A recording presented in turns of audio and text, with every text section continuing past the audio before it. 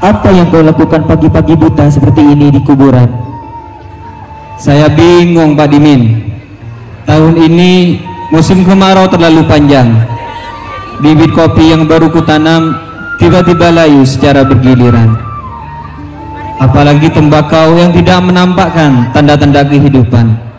Jadi aku ingin meminta kepada Putri Dewi Rengganis agar diturunkan hujan. Wah, sama kalau begitu. Aku juga ingin berterima kasih kepada Putri Dewi Rengganis karena sapiku melahirkan dengan selamat dan sehat. Syirik, itu perbuatan syirik. Karena meminta dan berterima kasih itu hanya kepada Allah, bukan kepada benda seperti kuburan. Lancang sekali kau kakek tua.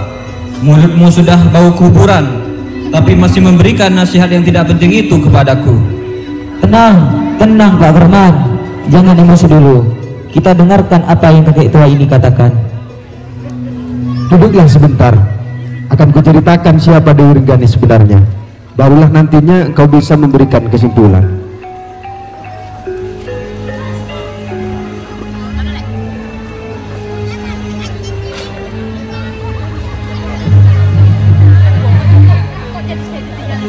Dahulu kala keadaan tanah Jawa masih hutan belantara, gunung liwang-liwing, jin, setan, iblis dan makhluk-makhluk tak kasat mata masih bergentayangan di mana-mana. Di tengah hutan yang lebat, di pegunungan yang tinggi, tinggallah seorang petapa yang sangat sakti. Semua makhluk harus tunduk kepadanya. Oleh karena itu, ia disebut Jin Ki Rabun.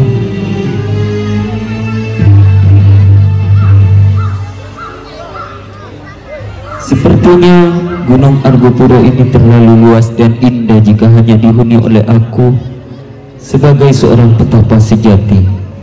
Tanah Argopuro ini membutuhkan seorang penguasa agar tidak hanya dihuni oleh makhluk-makhluk tak kasat mata, melainkan lahirnya sebuah peradaban yang nyata.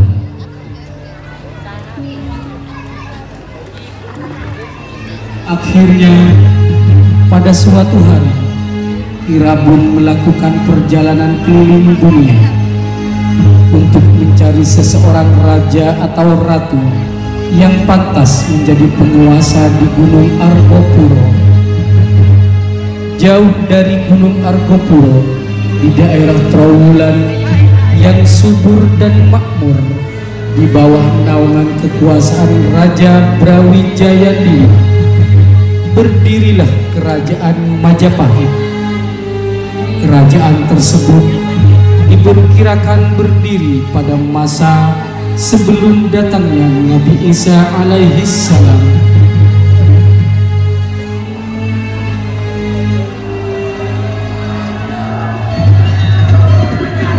Raja Brawijaya V, masih ingatkah engkau pada diriku?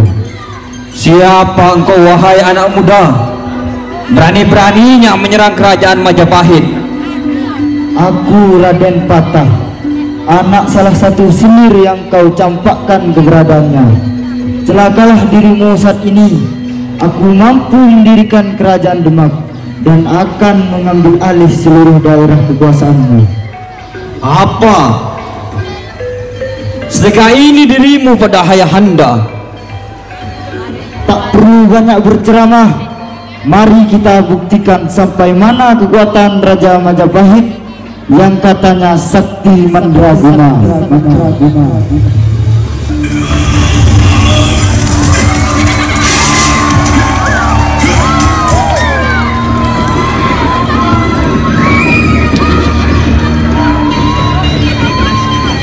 Di dalam sebuah kamar yang indah, mewah dan megah, seorang putri baik hati dan cantik sedang menata rambut. Putri tersebut sangat disayangi oleh Raja Brawijaya V. Kemudian datanglah dua dayak istana menghampirinya dengan wajah yang ketakutan dan badan bergemetaran. Secara terbata-bata yang menyampaikan keadaan istana.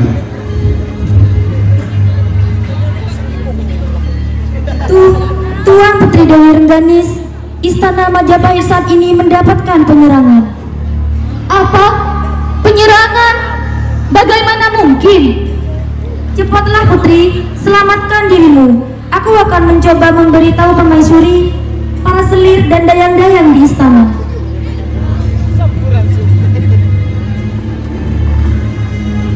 Dalam keadaan genting dan suasana kerajaan yang mencekam, Putri Dewi Rengganis berusaha menyelamatkan diri.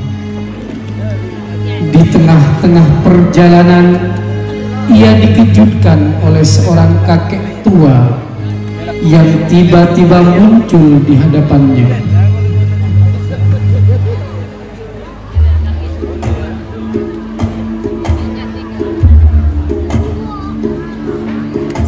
Siapa kau, wahai kakek tua? Aku adalah Kirabu, seorang petana. Jika kau ingin menjadi seorang ratu, maka ikutlah bersamaku.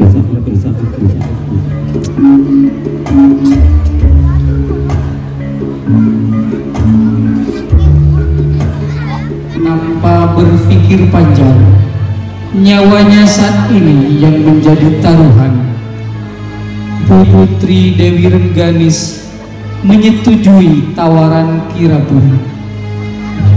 Ia dibawa terbang melewati lembah, sungai, hutan, bukit dan pegunungan, melalui jalur timur yang saat ini dikenal dengan Desa Jambaran, Sumber Malang dan Baduan. Hanya dalam hitungan detik sampailah ia di sebuah gunung berdinding pepohonan yang begitu lebat. Suara binatang buas dan makhluk-makhluk halus mulai terdengar begitu jelas.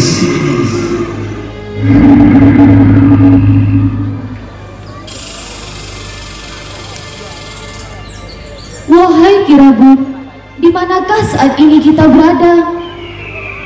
Kita berada di Gunung Argopuro, sebuah gunung di tanah Jawa.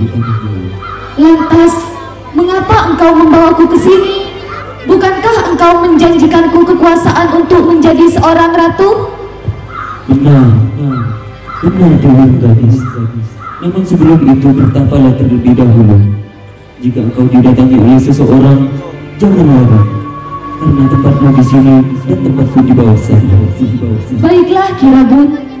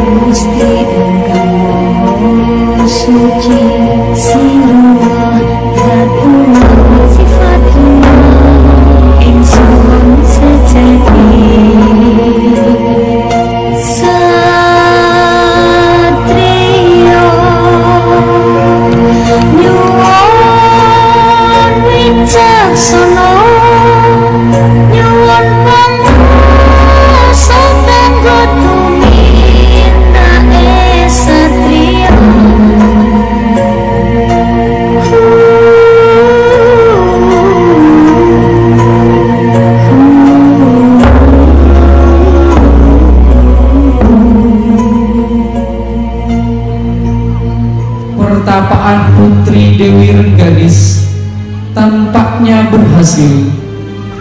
Hutan yang luas mulai dibabat untuk dijadikan pemukiman, sawah dan ladang, sehingga ia mampu membangun kerajaan Rengganis. Seiring dengan kemakmuran dan kesejahteraan penduduk di bawah kekuasaannya, daerah kekuasaan Putri Dewi Rengganis semakin luas. Konon katanya, daerah kekuasaan tersebut sampai ke negeri Arab Saudi dan India.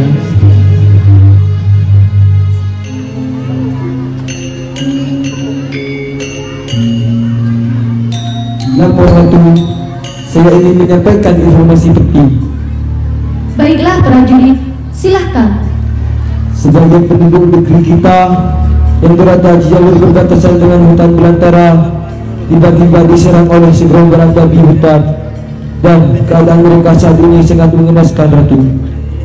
Apa? Bagaimana mungkin binatang-binatang buas tersebut sampai ke pemukiman penduduk? Sepertinya ada yang sengaja membuka pagar perbatasan tersebut, Ratu. Baiklah, Panglima, carilah orang yang membuka pagar perbatasan tersebut. Perkuat keamanan perbatasan, dan untukmu prajurit, beritahukan kepada penduduk agar tetap tenang, dan carikanlah tabib terbaik untuk memberikan pertolongan. Baiklah, Ratu.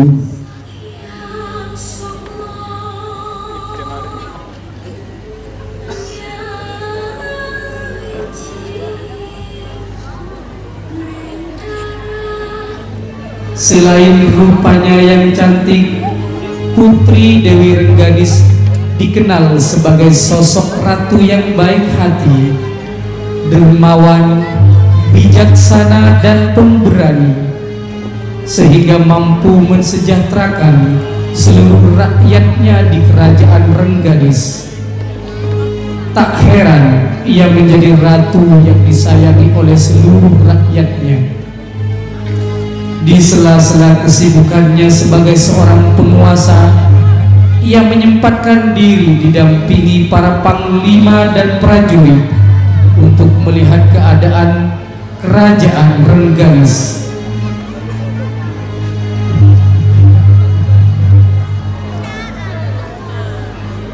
Menteri Istana, bagaimana hasil panen kerajaan Rengganis saat ini? Hasil panen kita tahun ini meningkat 2 kali lipat lebih banyak dari tahun-tahun sebelumnya, Ratu. Alhamdulillah. Jika demikian, beritahukan kepada rakyatku agar berkumpul di lapangan untuk berdoa bersama, membawa hasil panen mereka sebagai wujud rasa syukur kita kepada Allah Subhanahu wa Ta'ala. Baiklah, Ratu, laksanakan.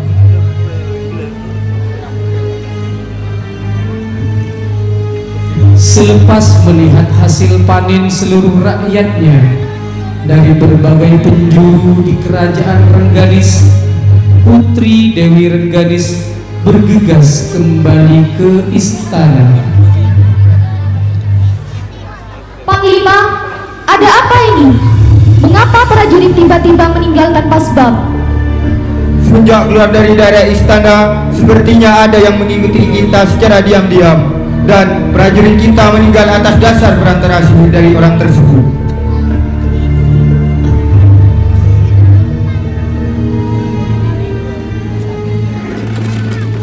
Putri Dewi Rengganis kemudian siaga melihat seluruh sudut-sudut di balik pepohonan, semak, bukit, bebatuan, namun tak ada tanda-tanda penyusup. Kemudian datanglah seorang raja tak dikenal.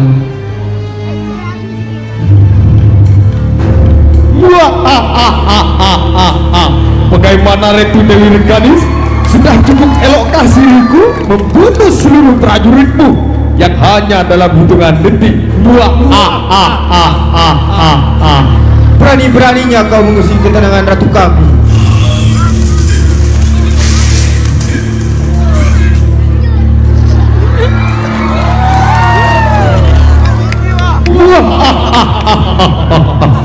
Saat ini kau tinggal seorang diri, tak ada prajurit ataupun panglima.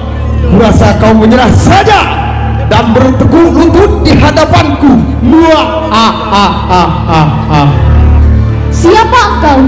Dan mengapa tiba-tiba menghampiri kerajaan Rengganis serta membunuh secara diam-diam para prajurit istana yang selama ini menemaniku?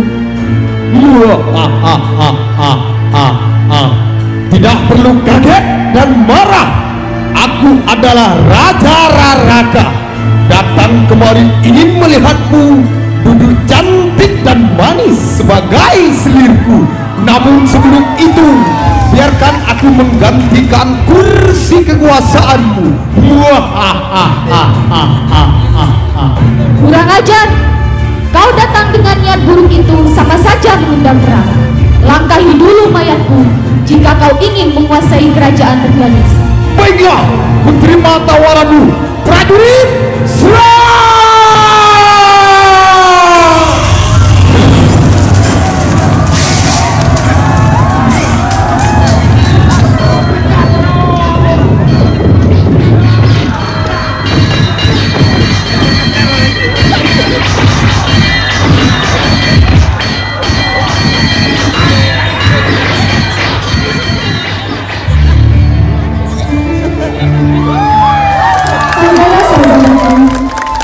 Jauhkan diri dari perbuatan serakah, karena semakin kau berusaha memenuhi keinginan, suatu saat akan diperbudak oleh keinginan itu sendiri.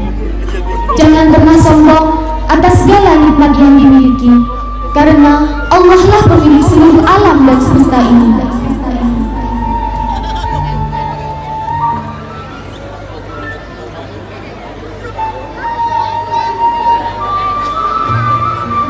Terima kasih Kian Geni.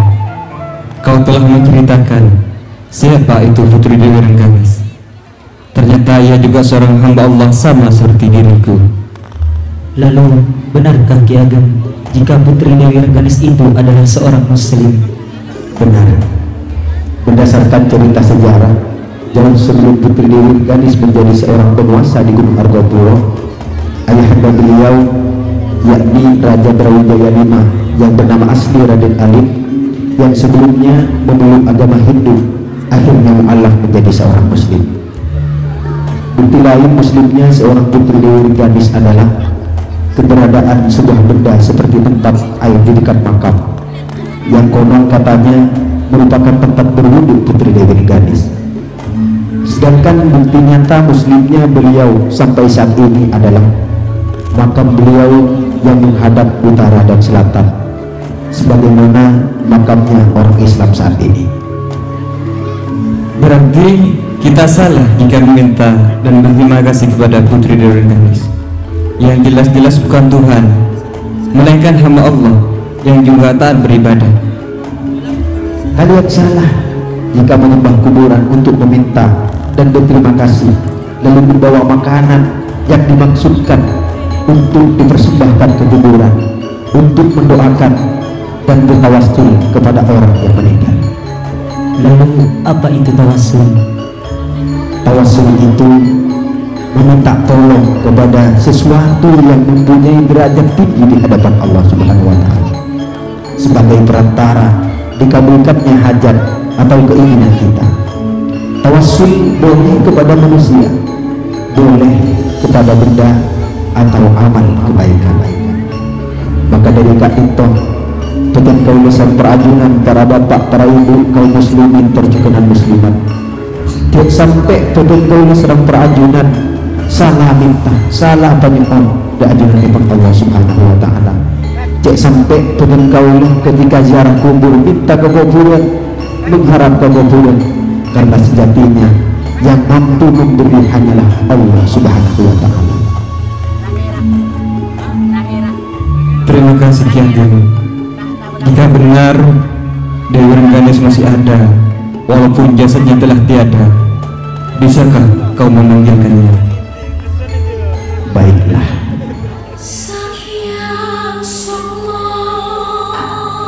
Bismillahirrahmanirrahim. Halalan halilan fadla jadid, halalan hali dan fadla jadi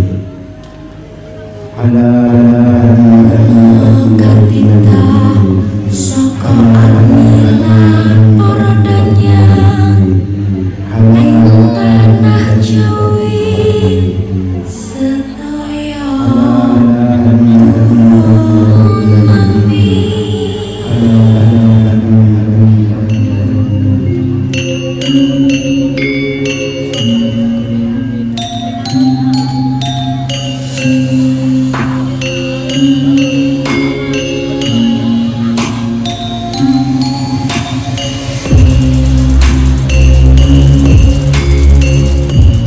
Pentas Seni 2023 Yayasan Sabdaria Nada dengan tema mengasah zikir, membangun pola pikir.